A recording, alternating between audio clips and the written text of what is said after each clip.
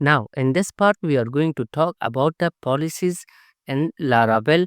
So, imagine if you are making a big application and you have multiple gates. So, in that case, our app service provider will become very big and hard to maintain. It's better to create a policy and use it instead of gate. Policies are attached with the model. So, for that, let's comment them out from here. And to create a policy in the terminal, we have to type PHP artisan make colon policy, then the policy name.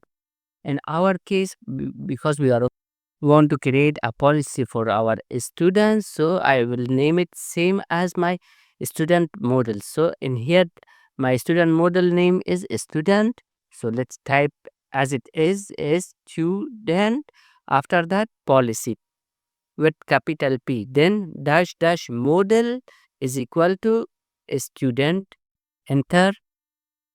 Now the policy for our student model has been created. If I open is student policy, which is inside app policies and student policy, in here you guys can see there are pre-built functions same as resource controller. We have create, update, delete, view any. These all methods are already created in this policy. Now let's fix our update policy, which we have created the gate for that in our app service provider. So just we will copy the return from here, and in the policy in the update I will paste that. In here already we have the user and student, so we will just pass this in here and save it, nothing else. Let's save the app service provider also. Same thing you can do with the create and view and delete also. You can create some gates, some logic that who can see, who can view the students. So as a demo, I just added for the update. Now to use this update function, I don't have to change anything inside my code, except I have to only add the change the name. So for example, if I go to inside my student controller, in here I have gate authorize edit student. It was same as this name that we gave here, but right now I want to use the policy. So instead of edit student, I will just type here update, and in here also the function name, which is update. Same thing inside our blade. So if I go inside my student index, and in here that we use edit student, we will just change it to update. That's it. Now let's save.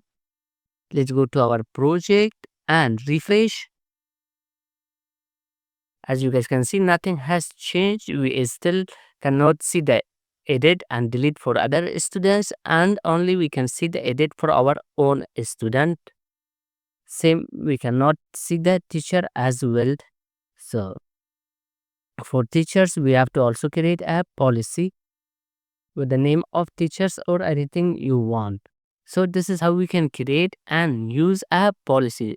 One last thing that I have to mention, that in these names are completely up to you. You can change it the way you want. For example, I have update. Just instead of update, I will type update is students. That's it. Now I will copy, paste it here for the student, and in the controller as well. Update student. That's it. Save. Let's go. Refresh. Now we have missed something. Update student. Okay, we have not saved this one. Let's check now. Save. Yeah, it's working. So the method names are completely up to you.